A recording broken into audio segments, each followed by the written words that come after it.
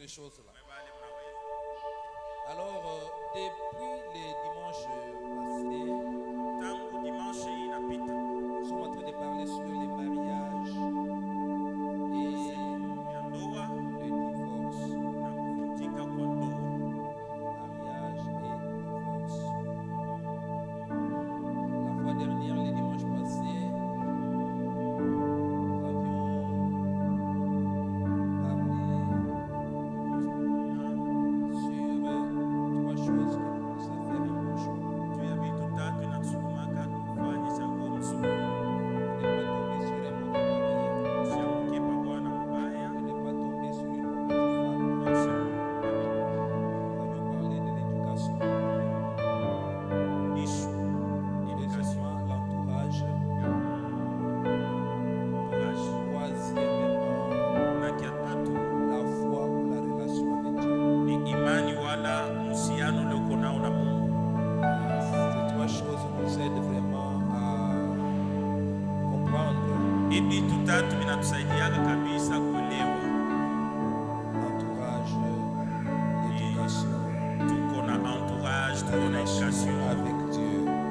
Nous avions dit que tomber sur une mauvaise femme ou bien sur un mauvais mari,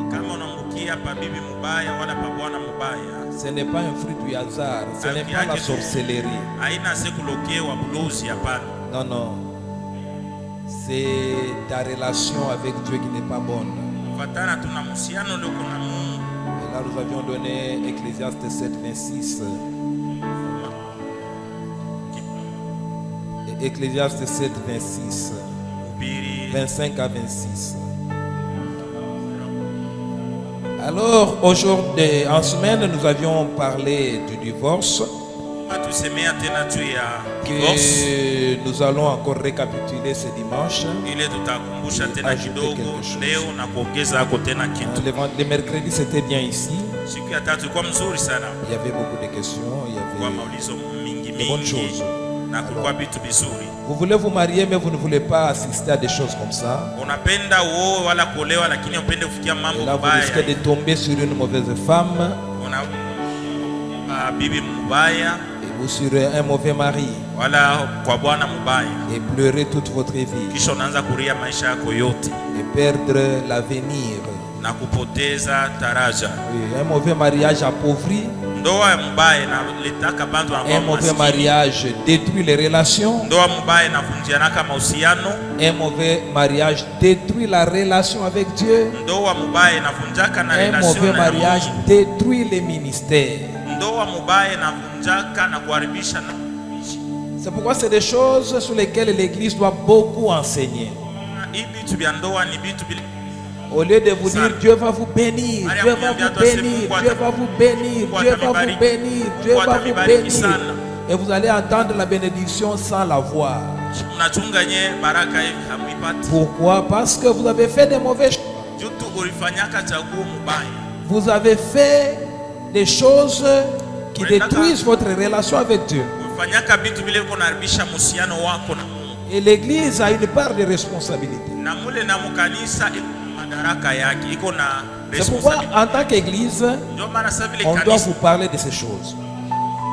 Vous savez, quand nous parlons sur ces choses, beaucoup de gens sont mal à l'aise. Pourquoi vous allez parler ça à l'Église? Non, bien aimé, si vous avez commis des erreurs, sachez assumer vos erreurs. Ne nous traitez pas pour des moqueurs ou des méchants. Non. Nous, on doit enseigner. Parce qu'il y a encore des vies à sauver. Il y a des âmes à garder.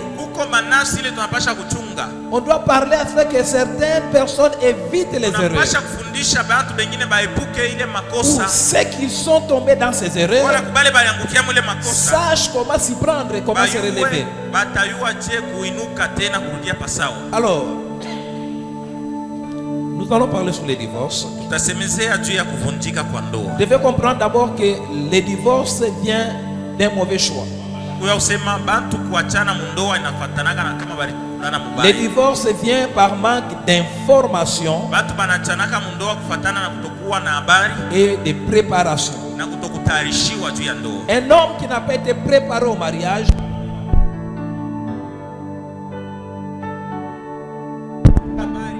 finira par divorcer.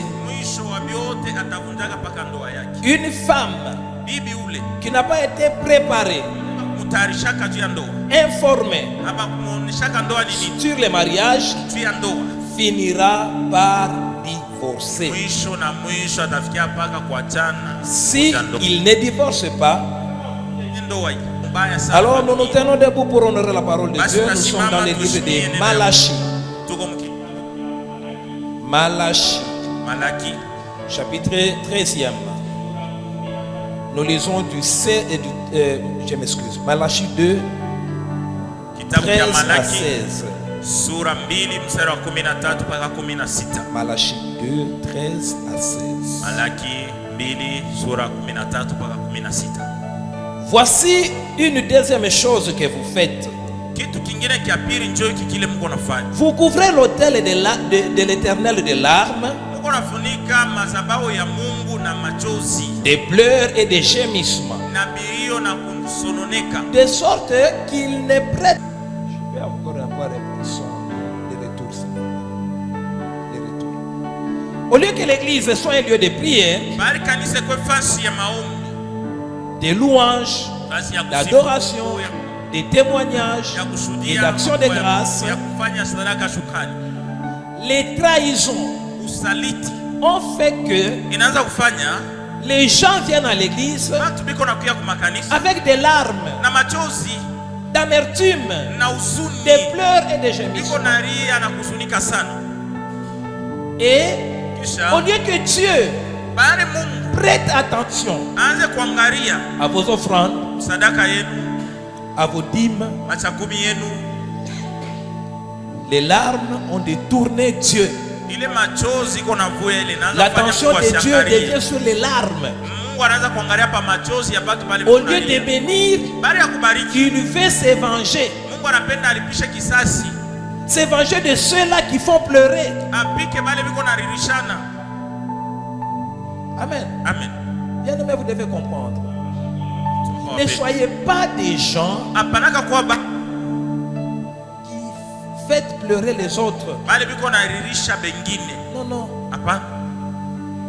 Veillez, bien aimé, que personne n'entre dans l'église en pleurant à cause de vous. Et ici c'est dans tous les domaines. Veillez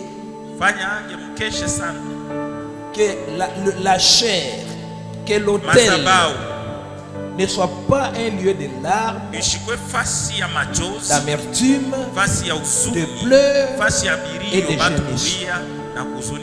Il faut que les gens qui viennent ici viennent déposer les actions de grâce. Vous devez être des gens qui bénissent. Job dit, par moi, les malheureux te louent. Vous arrivez dans la vie de quelqu'un, il commence à louer Dieu. Il bénit Dieu.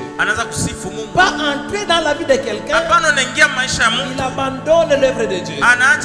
Il abandonne les actions de grâce. Il abandonne les bonnes œuvres.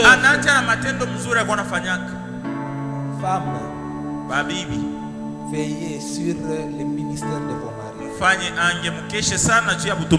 Tu as trouvé un fiancé serviteur. Depuis que tu es devenu sa femme, la flamme du ministère s'est éteinte. Tu as trouvé une femme, une fiancée servante. Scellée pour l'œuvre du Seigneur. Depuis que tu es venu dans sa vie,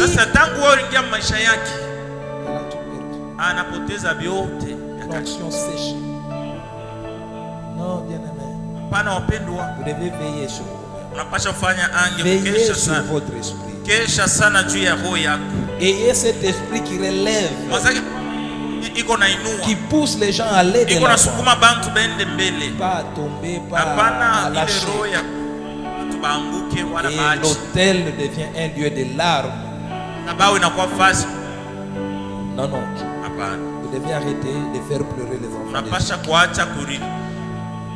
Dieu dit, Mungu anasema, il déteste le divorce. Bien-aimé, il a raison. Le divorce détruit des vies, détruit des familles. Les ministères, n'en parlons pas.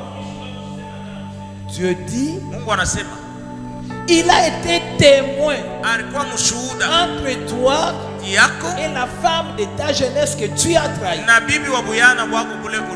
Alors ici, il y a un mot que nous devons bien comprendre. La femme de sa jeunesse. La femme de la jeunesse, ce n'est pas la femme qu'on a épousée quand on était jeune. La femme de la jeunesse, c'est la femme qu'on a épousée vierge. C'est la femme qu'on a épousée vierge. C'est ça la femme de la jeunesse. Il y a des femmes qu'on a épousées à 17 ans. Mais Diego Kao était déjà passé. Stanley qui est venu maintenant prendre. Non, non. Maman, vous avez des filles. S'il vous est arrivé de tomber dans ces erreurs, vous avez maintenant la responsabilité de veiller, d'éduquer, afin de vous racheter, de briser ces liens-là, de grossesse prématurée en grossesse prématurée. Non, non, veillez. Expliquez la foi, reconnaissez vos erreurs et soutenez ce que vous devez encore soutenir. Que vous soyez récompensés. Peut-être vous avez été trahi. Tu étais naïf. Un malin passé par là, tout détruit. Ce n'est pas la fin du monde. Il y a un consolateur, des cœurs brisés. Et ta consolation viendra par l'éducation que tu vas donner aux autres. C'est là que Dieu va te consoler. Alors veille. La Bible dit, Proverbe chapitre 5, le verset 18e. Ici Dieu est en train de parler par rapport à la femme de la jeunesse. Que ta source soit bénie. Fais ta joie de la femme de ta jeunesse. Biche des amours. Biche des amours. Gazelle pleine de grâce. Que ses seins te rassasient constamment. Enivre-toi sans cesse de son amour. Pourquoi, mon fils, t'enivres-tu d'une étrangère et embarrasses-tu la poitrine d'une inconnue?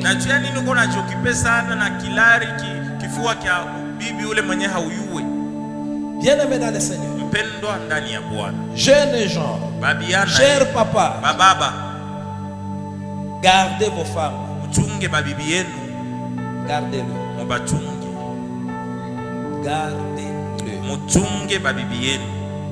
surtout les femmes de la jeunesse.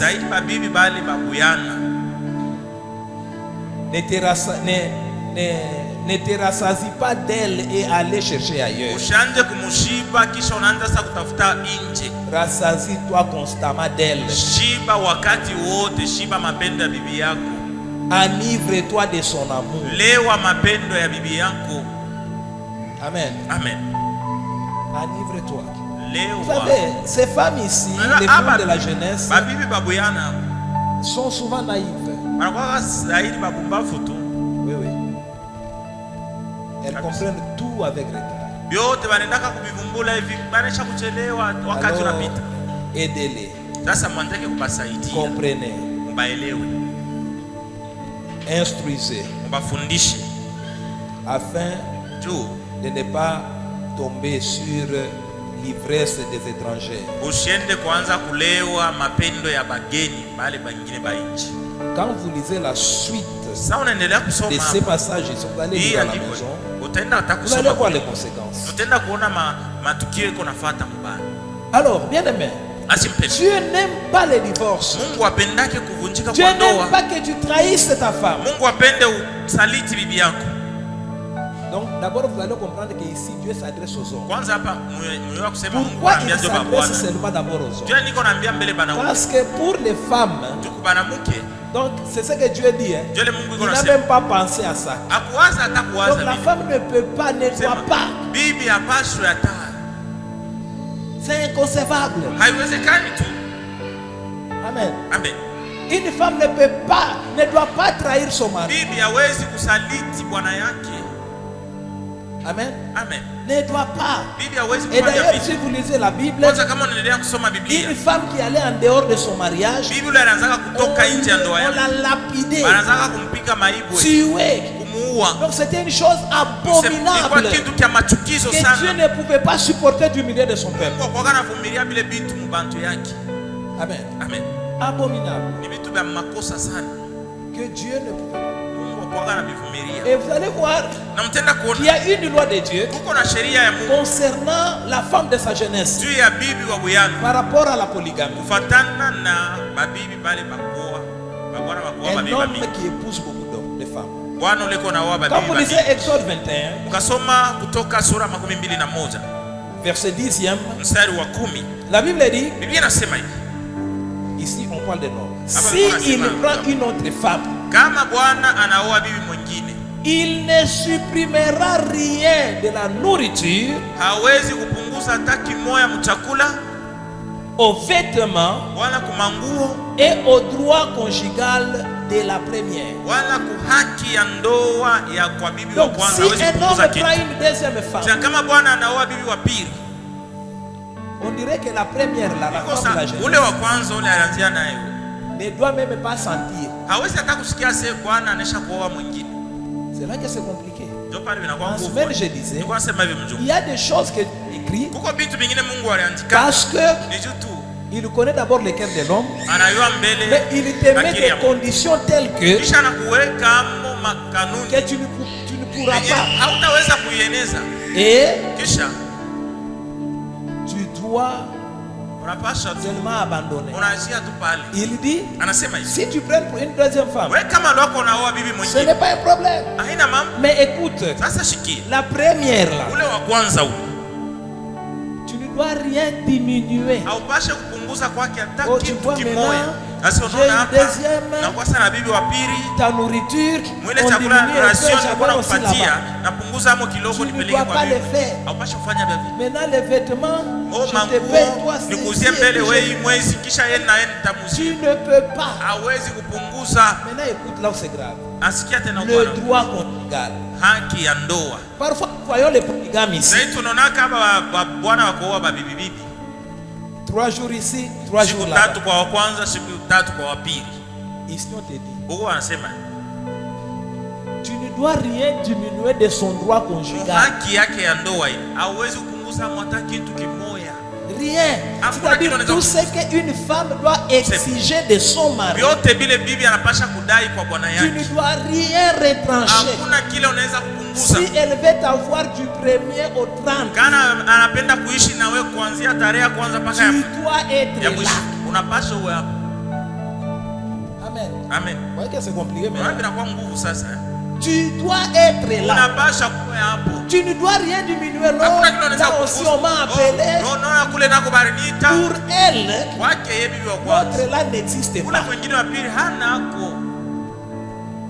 Amen. Amen. Vous voyez que c'est compliqué.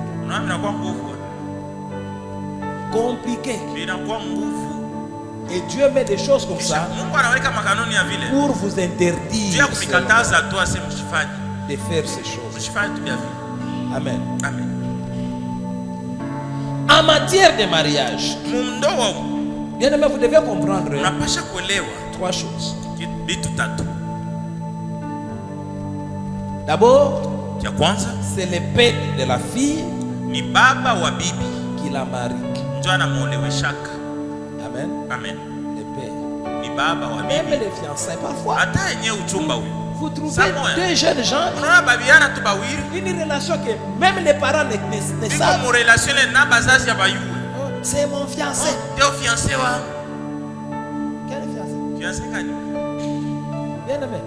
C'est les parents qui déclarent les fiançailles. Bazazi ndio banetikaka na wasema hii fiançailles inaanzia hapa. C'est les parents. Ni bazazi. Ce n'est pas vous-même là. Haina tu wewe unalewa sana mapendo na zambi. Oh mon fiancé. Aseo mchumba. Et vous allez trouver une fille qui a connu une fiancée. Dada yule anesha kupata ba fiancé. Ule mwa kwanza ni kusema. Ule mwingine na enjoy kwa hivi. C'est les parents. Ni bazazi qui déclarent les fiançailles. Ndio asemaka hii fiançailles inaanza. C'est pourquoi dans nos coutumes il y a des prédotes. Mama coutume yetu kuna kwa mambo saya ma prédotes. Et même là en français ça se dit bien. Kwanza inasema mzuri le prétendant. Nasema ule iko nafatiria. En bon swahili on l'appelle mushikaji. Mushikaji. Le prétendant. Mushikaji. Et puis kisha le fiancé. Anakuya sasa mchumba. Et puis kisha, le marié ou l'époux. Anakuwa sasa bwana wala bibi. Ce n'est pas toi là, tu viens. Il peut être prétendant. Il peut d'abord être ami.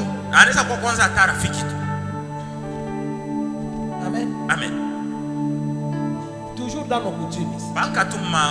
On te dit, je vais m'annoncer.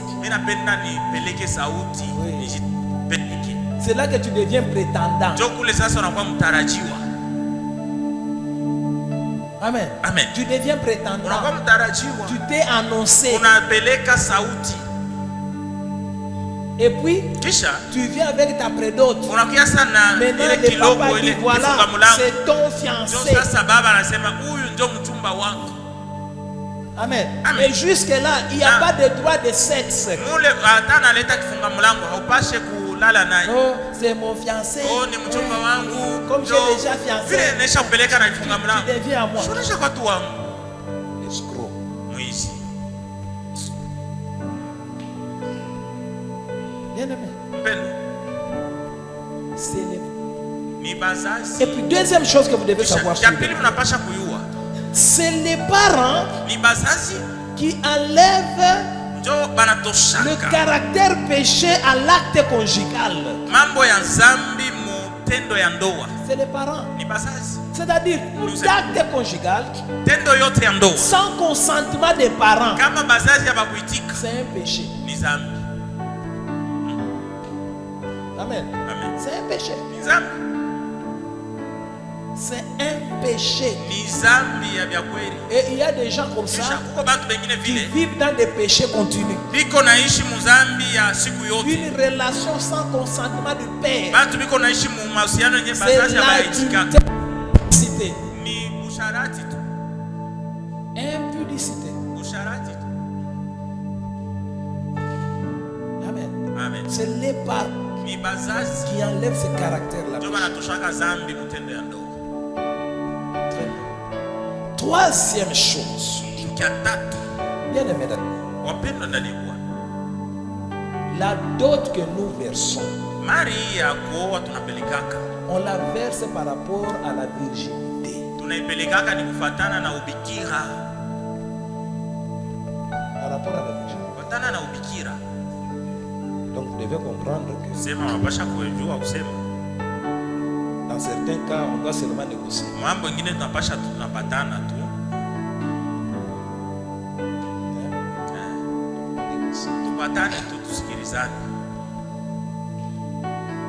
On négocie.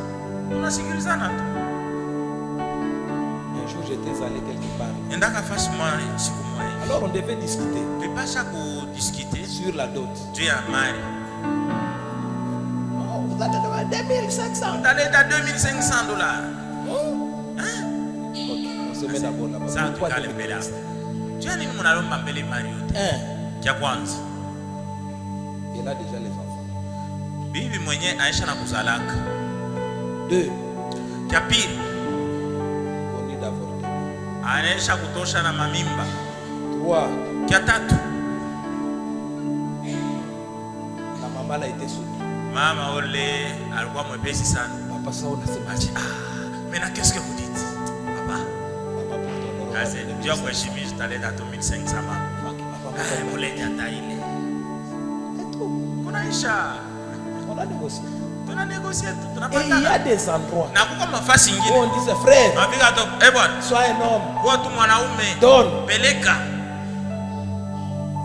Donne. Peleka. Écoutez ce que la Bible dit dans Exode. Exode. Biblia inasema. Exode 22. Kutoka 22. Verset 15. Mstari wa 15. Si un homme séduit une jeune fille vierge, kama kiana anatongoza binti akingari bikira, qui n'est pas fiancée, ule hayakuwa na mchumba, et couche avec elle, kisha analala naye, il payera sa dot, ule kiana ataripa mari ya la prendra pour femme. na atambeba sa bibi yake. Si les parents refusent de la lui donner en mariage, kama bazazi ya bibi banakatala, kama baba mzazi wa bibi anakatala kumulewesha mtoto wake, il payera en argent la valeur de la dot de la jeune fille vierge. ataripa tu makuta valeur ya kuoa binti ule kingari vierge. Comprenez? Unasikia? La dot, Mari c'est par rapport à la virginité. ni kufatana na ubikira. Amen. Amen. Par rapport à ça. Kufatana na ubikira. En dehors de ça, vous négociez. Nje ya patane tu lwenu. Amen. Amen. Donc, bien aimé dans le Seigneur, Basi mpendo ndani ya Bwana. pourquoi nous disons ça? Unasema hivi On ne dit pas ça pour se moquer des autres tuseme hivi qui tu sont kwanza victimes de tunaanza barbares. kuchekelea bale benye bali banesha kuwa muimamu. Non, non. Hapana. On parle Tuko nasema hivi pour éveiller ni juu ya de kulamusha ce que nous devons sauver. bale benye tunapasha kuko. Amen. Saidi. Amen. Éveiller Kulamusha ce que nous devons sauver. bale tunapasha Garder ce que nous avons encore à garder. kuchunga bale tunaweza kuchunga. Amen. Amen. Garde. Chunga. Alors, Basi la Bible dit, Biblia inasema hivi. là nous sommes en Tuko sasa muungano jipya. 1 Corinthiens 6, Wakorintho wa kwanza sura 6 verset 15. mstari wa 15. Ne savez-vous pas que votre corps est les membres du Christ? Mwili wenu ni maungu ya Kristo. Prendrais-je les membres de Christ pour en faire les membres d'une prostituée? Naweza kubeba maungu ya Kristo nifanye kwa maungu ya ndumba? Certainement pas. Haiwezekani. Ne savez-vous pas que celui qui s'unit à une prostituée Mwe amuyua kusema ule anaungana na ndumba est un seul corps avec elle? anakuwa mwili mmoja na ule ndumba. En effet, Kwa sababu il est dit, inaandikiwa les deux wote bawili feront un. watakuwa moja. Pourquoi ce passage? Juu ya nini iandikwe? Bien aimé dans l'esprit. Banduku ndani. Les gens prennent l'acte conjugal à la légère. Bantu tendo ya ndoa biko naiona tu saa mwepesi tu. Vous savez, je dis souvent, Nasemaka zaidi. il y a des gens qui ont épousé les femmes des gens. Kuko bantu beba riowaka babibi babengine. Tu as ta femme, Uko na bibi yako. mais ce n'est pas ta femme. Lakini ana bibi yako. Et Kisha par connaissance, tu as même doté la dot. kutokuyua unapeleka na yenye mari. Celui qui a mis chopiste, il est parti. Ule alikatakata michopo yake anashaka kwenda. Et toi, tu viens payer. Wewe sasa njoo na kia kuuza unalipa. La Bible dit, Biblia inasema celui qui s'unit à une prostituée, mtu ule il anaungana na fait corps ndumba, avec ses anakuwa mwili mmoja na ule c'est-à-dire toute personne avec laquelle tu t'unis conjugalement, mtu wote ule unaungana naye mtendo ya ndoa, c'est dont tu fais un avec lui. unakuwa kimoja naye. Amen. Amen. Tu fais un. Unakuwa kitu kimoja naye. Ce qu'il est, c'est ce que tu es. Ile iko ndio kile na wewe uko. Amen. Amen. Maintenant regarde. Sasa wewe angalia. Tu es un fois combien? Wewe uko moja mara ngapi?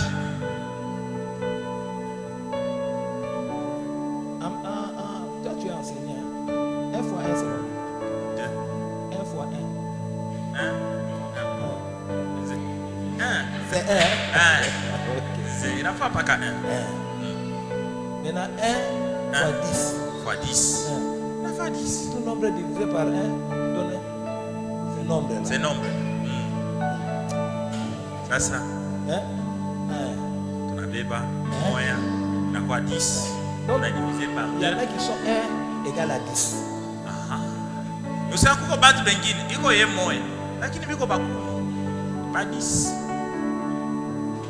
Amen. Amen. Pourquoi Dieu veille sur l'acte conjugal? Par l'acte conjugal, il y a la transmission de la vie. La vie. Bien-aimé, ne donnez pas la vie à n'importe qui. Il y en a qui parlent de l'acte conjugal ont donné la vie à la mort. Et la mort commence à marcher dans vos affaires. Vos affaires qui marchaient. Vous vous êtes unis à un mort. Vous lui avez donné la vie et elle vous a donné la mort. Et depuis lors, rien ne marche. Vous perdez tout. Vous ne comprenez pas. Il y a des jeunes gens qui ont même vendu l'intelligence. Un jeune homme qui était brillant depuis qu'il a osé. Il ne comprend pas.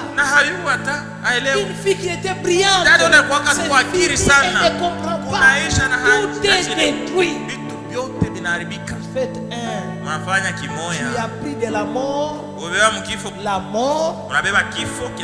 toi qui avais la vie, tu as donné la vie à la mort. La mort vient te tuer et ta vie donne la vie à la mort. Et elle continue à tuer beaucoup de gens parce que tu lui as donné la vie. Ne donnez pas la vie à la mort. Amen. Amen. Soyez 1 fois 1 égale 1. Et vous voyez, il y a même des termes qui s'expliquent.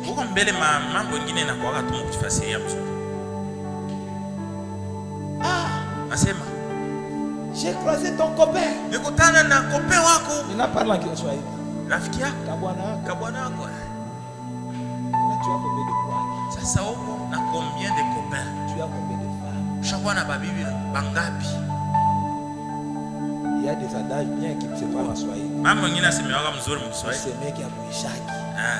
Donc, belle sœur pour le beau frère. Abouchaki. Tu peux en avoir autant. Tu vois dans cette famille. On est dans Mojamai. Banakona sa belle sœur, beau frère. Unaingia huko. Tu en auras combien? Utakuwa na bangapi?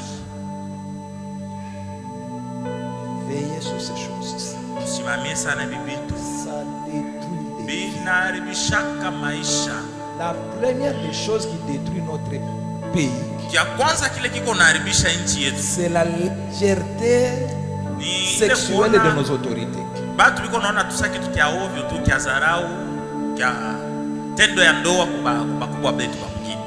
Il y a des gens, c'est une histoire vraie. Un beau frère vient dans une famille là. Tu veux quoi? Moi j'achète l'emploi. Demain tu seras mère. Mère de la ville. Mère de la ville. Le lendemain là, non, même mère de la ville.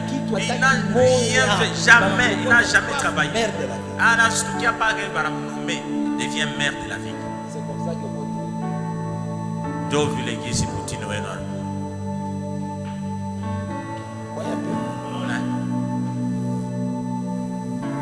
Banduku. Faites attention avec ces histoires. Mfanya na vitu vya hivi. Beaucoup de gens. Batu iko na biona tu sabi chini sawa kuzarau tu haina kitu. Mais ça détruit les vies. Lakini iko na haribisha maisha ya bantu. Quelqu'un prend une copine là. Mtu anaweka bibi yake kama hivi. DG d'RV. Anamunomera kwa DG wa RV. Yeye mwenyewe n'a jamais pris l'avion. Ata météo ya soma. Somaka ata météo. À cause de la légèreté. Tu es à Zaraout. Ça détruit tout. Iko naharibisha vitu vyote.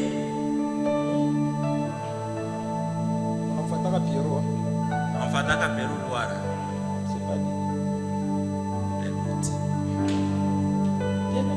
Mpendo.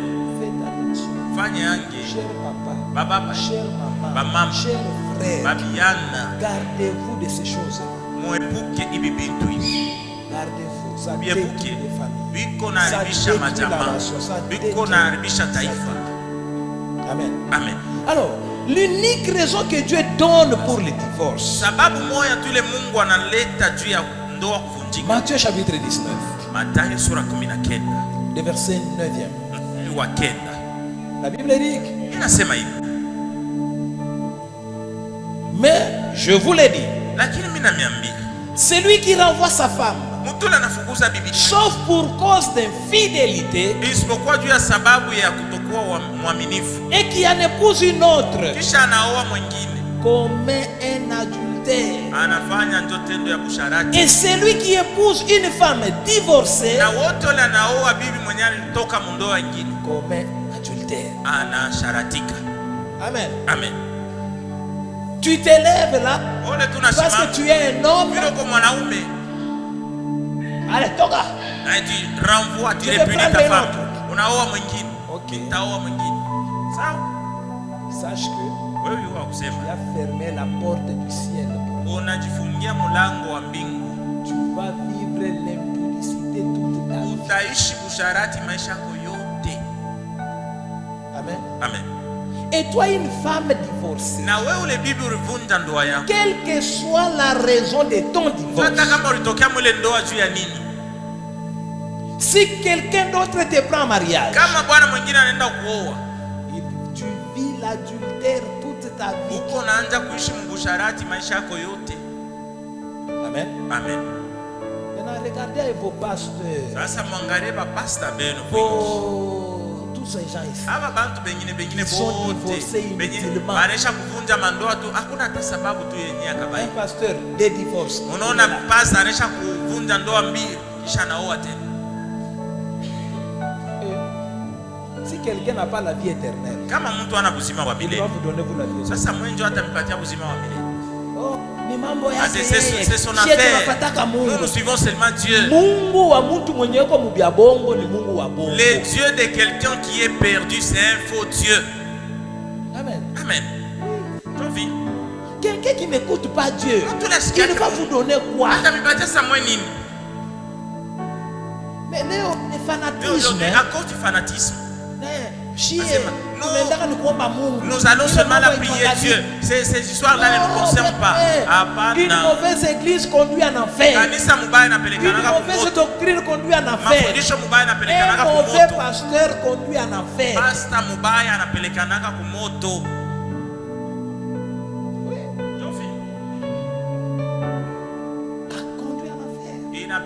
L'unique raison du divorce, c'est l'infidélité de la femme. On ne dit pas l'adultère. Alors ici, j'aimerais que vous compreniez ce mot bien. L'infidélité.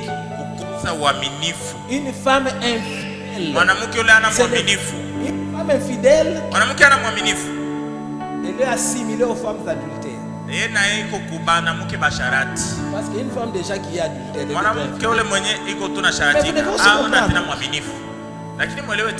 parce qu'il y a des femmes infidèles, mais qui ne sont jamais sorties en dehors du mariage. Mais c'est des femmes infidèles. Les femmes qui renoncent à la foi de leur mari. C'est des femmes infidèles. Moi j'ai Dieu. Et toi tu vas chez les féticheurs.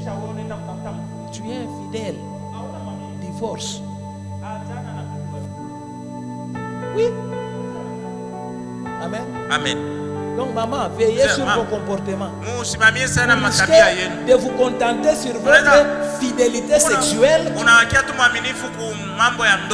Mais de comportements, vous êtes infidèle. Une femme qui n'accompagne pas son mari dans la foi, dans le ministère. Bibi yule mwenye hasaidi yake bwana yake mkazi ya kutumishi. C'est là que sont arrivés à dire que les femmes du ministère. Oh, nao sasa bibi wa kutumishi. C'est aussi des infidèles. Ni bale nabo abana baaminifu tu.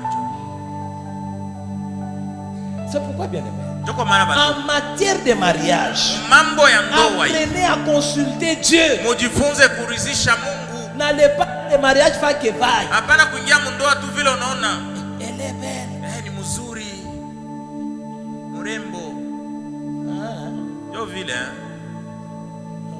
Ça, tu dois fuir la beauté là. Utakimbia na kwenye bule burembo kuzuri kwake. Utakimbia.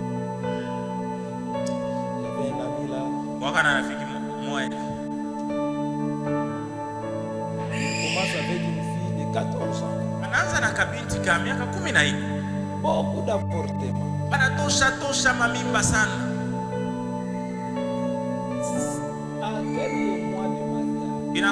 Inaanza kupatia miezi tu kidogo ya ndoa. Mtoto ule mwanamke anakuwa sana miaka 21, anapenda kuoa. La femme est fille et grosse. Ule tena fille anabeba na yenye mimba. Tena. Les gens disent au monsieur. Wale bantu wanamwambia yule bwana. Wewe muoane paka tu vile. Et puis là vous allez vous marier. Na kule kwenye mtaoana. On accepte ça. Biko naitika kwenye kule mtenda kuoa. Basi ameitika watamibariki paka vile na kimimba kile. Ah non, voyez. Asiona tuwe mwebenye hata mwebenye. Avortement. Utoshe tu mimba. 4 mois après mariage. Kisha miaka 4 banaoana. Miezi ile là-bas. Banafika mwenye ndoa sasa. Il y a plus de process. Hakuna tena kia mimba. Hakuna tena mimba. L'homme de patient. Bwana anakuwa havumilie tena. On t'avait dit. Wewe si tulikwambiaka. Va avec elle. Oh, huyu bibi baka vile na mimba yako. Pas de mariage. Hakuna tena kia. Il commence à maltraiter la femme. Anaanza kuteswa mtoto wa benyeo. Taper. Bika. Un jour il prend la femme. Siku mwana beba binti. Jusqu'au sapin on se met. Anaenda na kumasimetera sapin kule. Pale pa kaburi ya baba yake. Ananiambia ni vya kweli vile niliishi. Comment ça mal? Anapeleka bibi kuma 19h kaburi ya baba yake. Yosa baba anapaswa asimame aseme mbele na mtoto wake. Mando.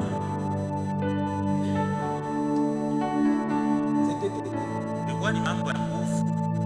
Lola. Ole bwana.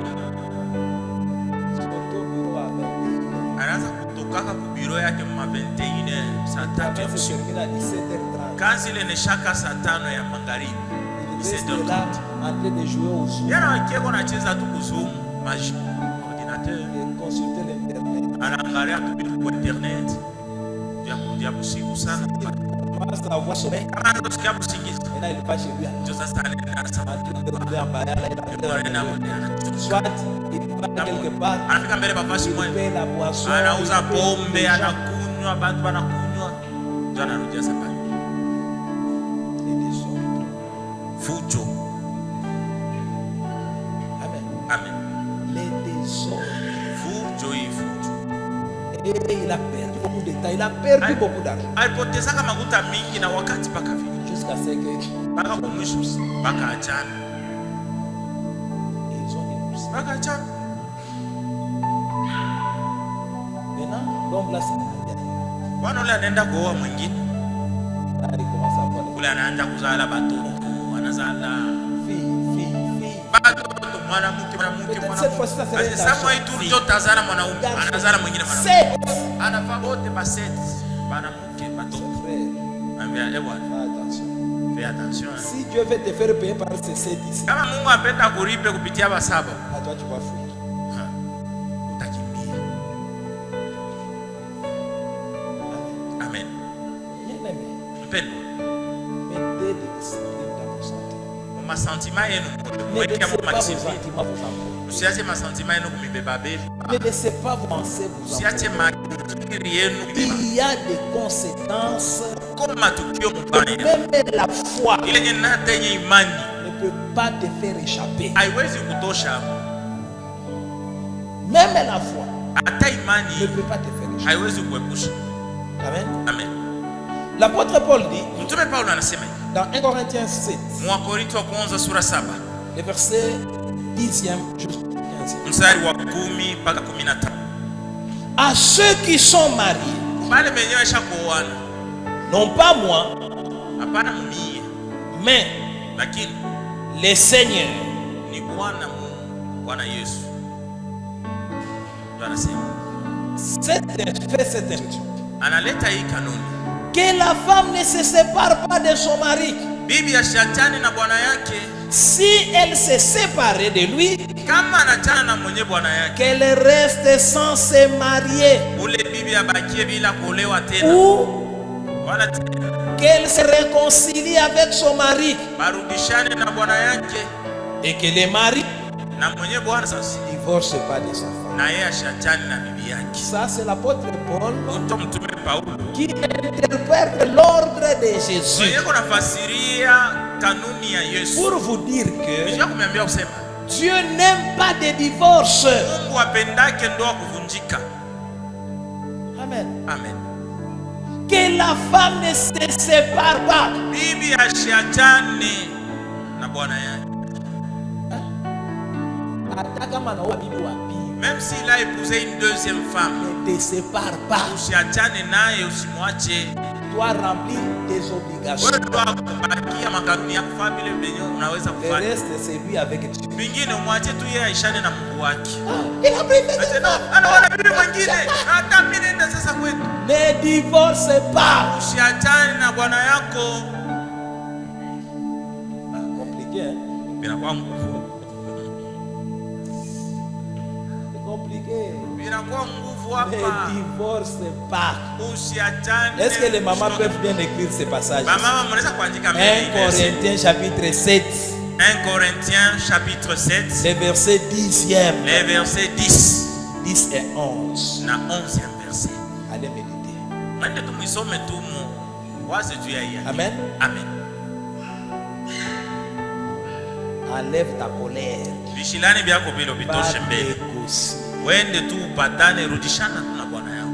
Rappelle-lui ce qu'on a lu dans Malachie là. Ukumbushe vile tulisoma kule dans Exode. Kitabu cha Kutoka. Qu'on ne diminue rien de tes droits. Ase mu madroit yako mole bashi kupunguza ya mwataki moyo. Kama taenda kwenda ko 12h ni mambo yake. Si commencera aller là-bas à 12h, c'est son affaire. À 19h qu'il soit là. Mais 19h anakia kunyumba kwao. 7 jours sur 7. Siku yote. Que son salaire là. Salaire yake. Paka vile anakuletea kaya. De même qu'il apportait ça entièrement. Analeta paka vile. Kama bale batakuna pepo ni mambo. Si les autres là vont manger l'air, les vents, c'est fini. C'est leur affaire. Est-ce qu'il y a des mamans ici? Maman viko hapa. Est-ce que les mamans peuvent faire? Maman wanaweza kupiga mbele mikono.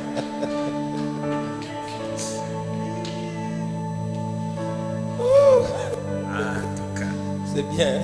Ni mzuri sana. Mais OK, 12e verset. Tuendelee kumsari wa. La Bible dit inasema hivi. Aux autres. Kubale bengine na mwe. Ce n'est pas le Seigneur. Haina Yesu ndio kunasema. C'est moi qui dis. Mimi ndio niko nasema. Et j'aime ça qu'il dit. Il dit en qualité d'homme. Iko nasema ça vile mtu à qui on peut faire confiance. Ule mwapasha kutumainia. À qui Dieu a donné à faire confiance. Mtu ule mwenye Mungu apenda mtumainie. Il dit si un frère kama kiana ou à une femme non croyante, kama ndugu yako mweko na bibi mwenye haamini et qu'elle soit d'accord d'habiter avec lui, na ule mwanamke anayetika kuikala na ule bwana, qu'il ne divorce pas d'elle. Ule bwana asiachane na ule bibi. Attendez. Unasikia? J'aimerais lire l'autre. Napenda tusome tena pole pole. Si un frère, kama ndugu moya, quand on dit frère ici, hapa anasema ndugu, c'est-à-dire un chrétien. Tunasema Mkristo. OK? Décide kama ndugu moya Mkristo de prendre une femme non croyante. Anaamua kuoa bibi mpagani. Et qu'elle soit d'accord d'habiter avec lui. Kisha banapatana baikale pamoja. Qu'il ne divorce pas d'elle. Ule bwana asiachane na ule bibi. Voyez? Unaona? Tu prends une femme païenne. Wewe unaenda kuoa bibi mpagani. Toi chrétien. Wewe Mkristo. Vous habitez maintenant ensemble, vous vous mariez. Unaanza kuikala pamoja mnaoana. Tu ne dois pas divorcer d'elle. Ule bibi usiachane naye tena, upashe kuachana naye tena. Même si elle vient ivre. Jota kama anakuya mlevi wa jini. Pagano. Elle est païenne. Juliua. Tu savais bien qu'elle était païenne. Hein? Parce que divorce pas. Usiachane naye. L'unique raison c'est seulement l'infidélité. Sababu ni moja tu kusema kutokuwa mwaminifu. Ndo. Amen. Amen. Voyez un peu, c'est compliqué. Tu es maintenant obligé de rester avec elle. Tous les numéros là que tu vas vivre. Supporte. Amen. Amen. Supporte. Tu seras philosophe. Tu vas compter les plafonds. Les nuits blanches. Hauwezi kuachana tena na bibi wa vile. Ndio maana tuko naambia en matière de mariage, mambo ya ndoa, consultez Dieu. Murizishe mbele Mungu. Amen. Amen. Consultez Dieu. Murizishake Mungu.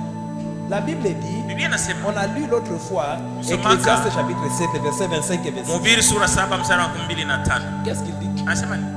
Il n'y a pas plus amer que la mort. Hakuna kitu kia huzuni sana, kia buchungu sana kupitia na une kifo. Femme sa bibi dont le cœur mwenye roho yake moyo est un filet. Ni makila nyavu.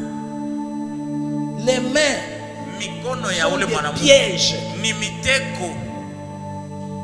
Mais la Bible dit, lakini Biblia inasema celui qui s'échappe de cette femme là, ule ataepuka anakimbia na achana na bibi wake. C'est lui qui craint l'Éternel. Ni mpaka tule kunaogopa Mungu. Donc quand toi chrétien, sema wakati wewe Mkristo, tu vas tomber sur cette païenne, unaenda kuangukia na mpagani wa vile, usema ogope Mungu, ndio kule unaangukia. Sasa pour te punir, Dieu ya kukupinia, Dieu te dit, Mungu anakuambia hautamwacha, tu ne dois pas divorcer d'elle, utabakia naye, tu dois rester avec elle. Et puis Dieu, kisha Mungu va endurcir son cœur, tu anaongeza tena roho yake na kwa nguvu. tu unaikala mbele na kiangalia, là tu regardes d'abord la femme, tu te fâches, toi la taper ou quoi? Frère, ukumshikia kama Mungu, mais tu n'avais pas seulement écouté Dieu, tu n'avais pas écouté Dieu. Maintenant il ajoute, sasa anaongeza, et si une femme, na kama bibi, voilà. Et si une femme a un mari non croyant, sasa kama bibi na yeko na bwana mpagani, et qu'il soit d'accord d'habiter avec elle, na banapatana kuikala pamoja, qu'elle ne divorce pas de son mari. Ule bibi ashiachane na bwana yake mpagani, vice versa. Nisema vile kikoko na ndio vile na sœur, dada, tu as aimé ces femelles là. Ule mfutai wa tumbako ule njole uripenda. C'est ivrogne. Ule mulevi ule wa kulewa sana njole uripenda. Tu ne dois pas divorcer. Sasa haupashe kuachana naye tena. Tous les numéros qu'il va te faire voir, yote bila atakufanyia, supporte. Vumilia tu.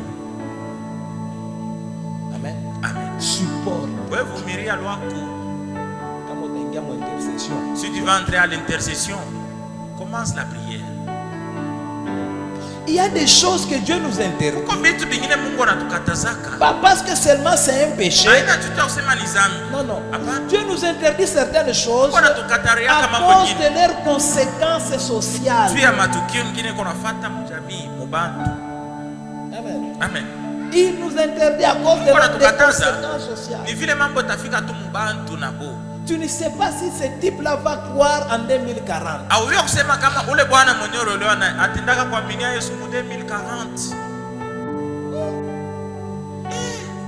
ans de calvaire.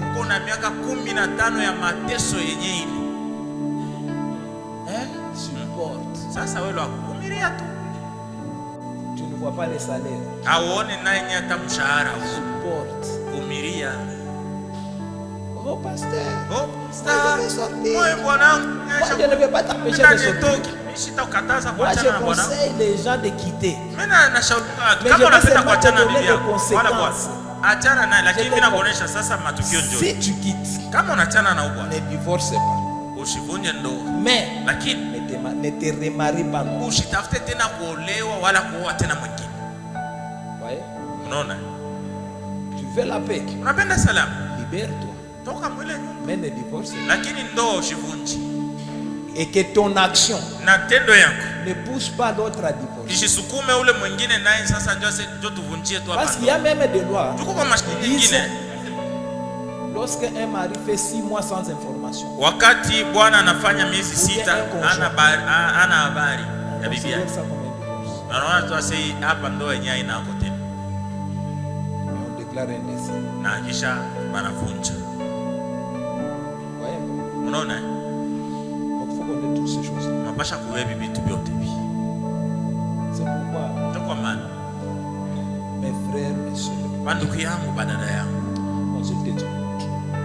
et il y a des choses na kuko vitu vingine en qualité de pasteur. Ça vile pasteur. Quelqu'un vient me dire, mtu anakia ananiambia c'est tous les frères qui prient. Si zaidi ya bafrère wanapaka. Mwache kulandaka mjina ya Yesu. Ivre d'amour, unalewa sana mapendo. Ta petite prière là. Aka maombi kako kaloko kana. Oh baba mimi niliomba. Mungu aliniambia. Ule ndio bibi yangu. Baba. Punguza mbele weka mbele mai. Punguza kidogo. Ni Mungu alikwambia. C'est-à-dire j'ai prié. Unasema niliomba. Il m'a montré les signes. Mungu akanionyesha maalama. Quel signe? Ni maalama gani? J'ai rêvé. Nililota. Je lui faisais porter une bague. Nilikuwa namvarisha bag. Dada baba ni ndoto. Tena nakusukuma ni kama peni ndo John anakuja vile. Acha.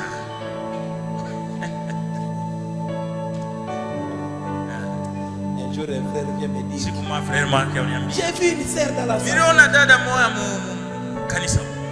Et Dieu m'a dit c'est elle. Mungu ananiambia sinjoye. Bwana. Je suis pas pasteur, ndio tunajua baba. Nous les pasteurs nous connaissons bien les chants. Laisse. Dans mon cœur, je me dis, petit, tu es de l'école Katumbi, toi. École de football.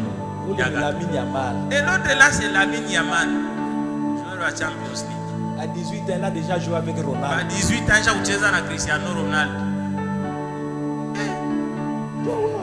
Et toi là qui viens de l'école de football, tu vas faire quoi là? Oh papa, tu m'as dit. Oh papa, Mungu tu aliniambia. Acha. Laisse. Tika.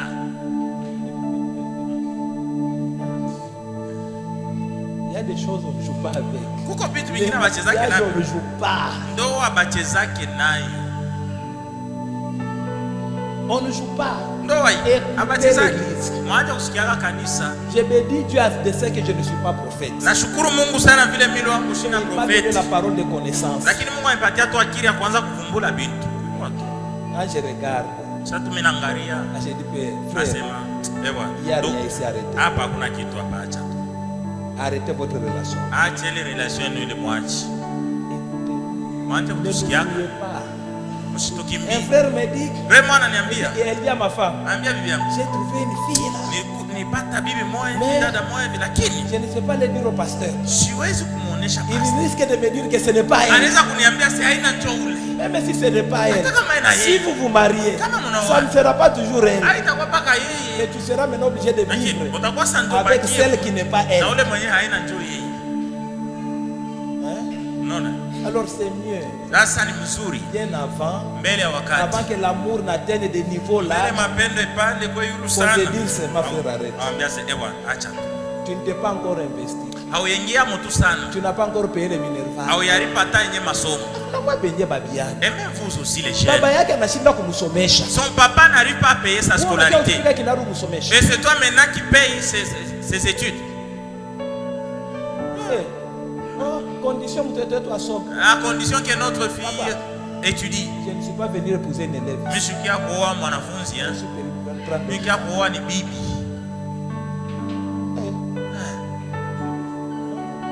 Bana ile misali.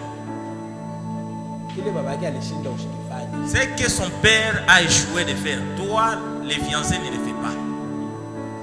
Amen.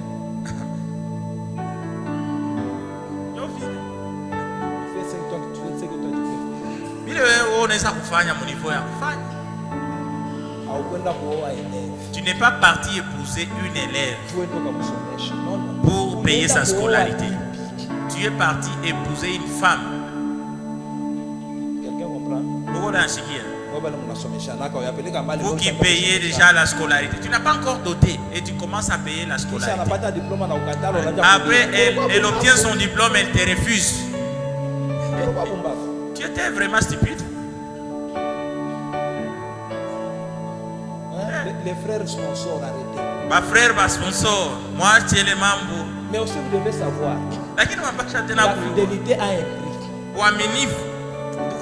Tu ne peux pas dire à une fille d'être fidèle à toi alors qu'elle n'a pas fait au mosiak.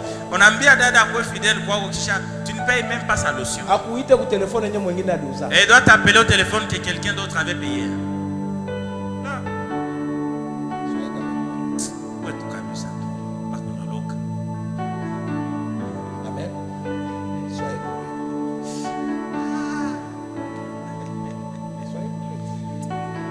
La Bible dit, en effet, les maris non croyants bénéficient de la sainteté de sa femme. Et la femme non croyante bénéficie de la sainteté de son mari. En outre, ou bien autrement, vos enfants ne seraient pas purs, alors qu'en réalité, qu'ils sont saints. Attention ici. Il y a deux choses. La pureté et la sainteté. Deux choses différentes. Amen. Amen.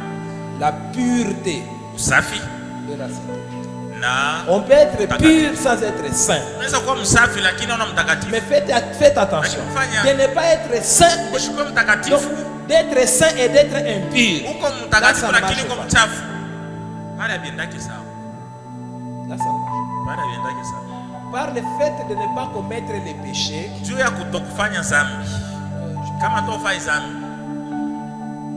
non, par le fait de ne pas commettre le mal, ça peut faire de toi un homme pur, mais pas saint. Ce qui nous rend saints, c'est la parole de Dieu et la prière. Amen. Amen. Ce qui nous rend saints. Le temps est parti. Donc comprenez 2 minutes au matin.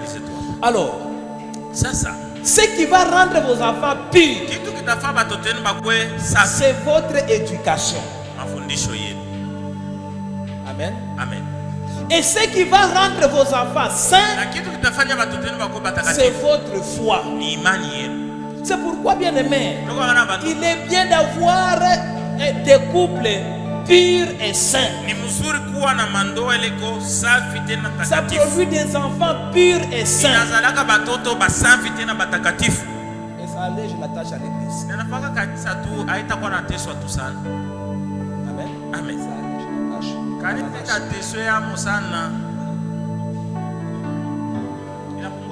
Veillez sur ces choses. Alors, quand vous lisez ces passages de 1 Corinthiens 7 dit ça, là où nous lisons, vous allez comprendre qu'on nous présente ici deux types de mariages. Le premier mariage, c'est le mariage entre chrétiens, entre croyants. Dans ce mariage-là, le divorce est exclu. Amen. Amen. Laissez-moi lire le 15e verset. Le non-croyant. Je m'excuse. Alors qu'en réalité, ils sont saints. Si les non-croyants veulent se séparer, qu'ils les fassent. Les frères ou la sœur n'est pas lié dans ces cas-là. Dieu nous a appelés à vivre dans la paix. Amen. Amen. Maintenant, lorsque on s'est marié à un païen, toi chrétien, tu ne dois pas divorcer. Maintenant, si les païens là décident anaamua kutoka lwake aende, il est libre, iko uhuru ya kwenda, peut partir, anaweza kutoka anaenda. C'est là maintenant que le chrétien a la chance. Dans ces cas-là, tu peux te remarier. Vous comprenez? C'est lorsque les païens décident de te laisser. En ce cas-là, tu n'es pas lié. Tu deviens libre d'aller te remarier.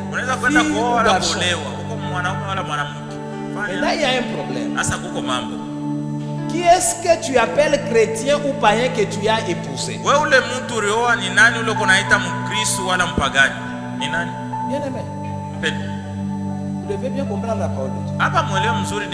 Tu as épousé un païen. Tu l'amènes à l'église. On vous unit. Au nom de Jésus.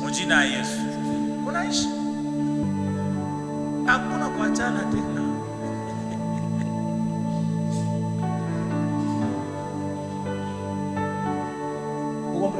Unasikia? C'est compliqué. Biko nguvu. C'est pourquoi écoutez le Seigneur. Mwanze kusikiaka Mungu. Écoutez le Seigneur. Mwanze kusikiaka. Ne faites pas des choses de vous-même. Hapana kufanya vitu mumwe benyewe. Vile mnaona. Okay. Sawa. Préparez les questions pour mercredi. Tayarishe maulizo juu ya siku ya tatu. Mercredi. Premier mariage de croyants, il y a pas de divorce. Kwanza ya Bakristo kuna divorce. Sauf pour infidélité de la femme. Isipokuwa kama bibi hana mwaminifu. Deuxième, ndoa ya pili entre chrétiens et païens. Kati ya Bakristo na wapagani. Divorce est permis. Ule mnaweza kuachana. Et c'est le païen na ni mpagani qui peut briser ça. Anaweza kuvunja ile ndoa. Hapana wewe Mkristo. Pas toi chrétien. Hapana wewe Mkristo. Amen. Pas toi chrétien. Hapana wewe Mkristo. Un chrétien ne doit pas briser. Wewe Mkristo hawezi kuvunja ndoa yako. Donc pour les chrétiens, il n'y a pas de divorce. Bakristo mambo ya divorce haina. Quand tu divorces, ça on a divorcé tout. Tu ne te remarieras que si l'un des conjoints décède. C'est là que tu es libéré. La Bible dit la femme est liée à l'homme toute la vie de l'homme jusqu'à ce qu'il mourra. C'est là qu'elle a fait. Anaweza kuolewa tena. Sasa kanisa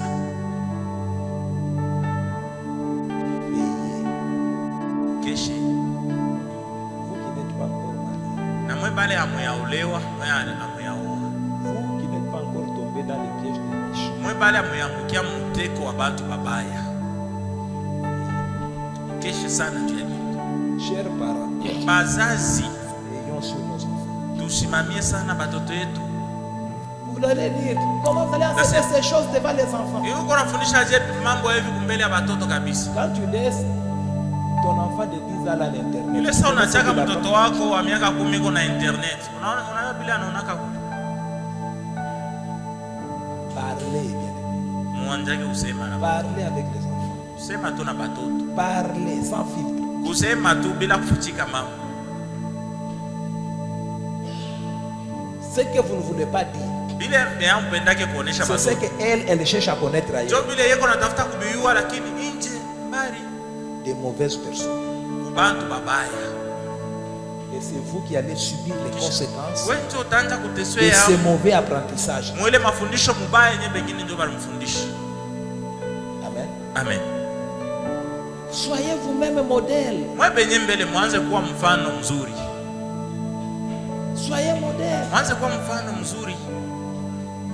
Gardez-vous pur pour vos enfants.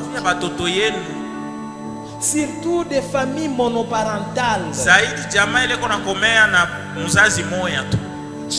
pur. Je disais un jour à un ami, qui est célibataire, divorcé, Tu prends tes femmes, tes concubines là, tu amènes dans ta maison, où il y a tes enfants. Elle fait des jours, elle part. Tu es en train de détruire tes enfants.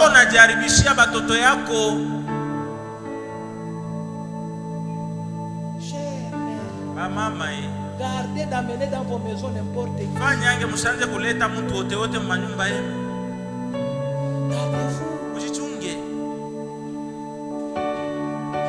Privez-vous de certaines choses pour l'éducation des enfants.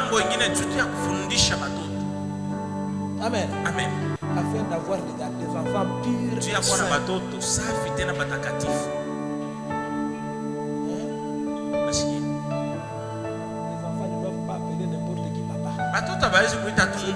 Papa. Huyu anakuya ndio papa wa leo.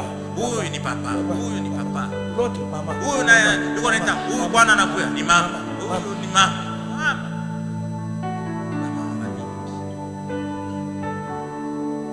Papa. Souffrant. Déçu. Un jour ma mère me dit, siku moja bibi yangu mama yangu ananiambia, l'œuf conseille aussi la poule. Ça veut dire quoi ça? Regarde la poule qui couvre les œufs. Angalia kuku ile na ndariaka mayai. Elle ne va pas n'importe où. Haendake mbali, haendake fasi yote. Si elle sort, kama inatoka tu pour aller pipoter un peu, njoo kwenda kula tu kiloko et faire ses besoins là dehors, na kumaliza mahitaji yake nje, kisha narudia tena ndani. Que ses œufs ne manquent pas de chaleur. Mayai yake shingie baridi na pasha kwa mkifuko. Amen. Amen. Gardez la foi dans vos enfants. Mubatoto wenu mchunge amo imani. Gardez la foi dans l'église. Mchunge imani. Amen. Amen. Mchunge imani. Gardez. Mchunge imani. Les divorces détruisent tout. Kuvunjika kwa ndoa C'est un kunaribisha poison de la kabisa. foi. Ni sumu. Les pasteurs ont perdu l'onction. Mapasa maisha kupoteza Ils upako. ont perdu les ministères. Maisha kupoteza utumishi. À cause des divorces. Tu as ma divorce. Amen. Amen. Est-ce qu'on peut acclamer? Tunaweza kushangilia Bwana. On se tourne. Simame. Tasimama. Alors nous allons prendre quelques 5 minutes. On va sortir à 30. Tutatoka mpaka pa 11h30. Alors mais je voulais que vous priez. Sasa napenda tu muombe.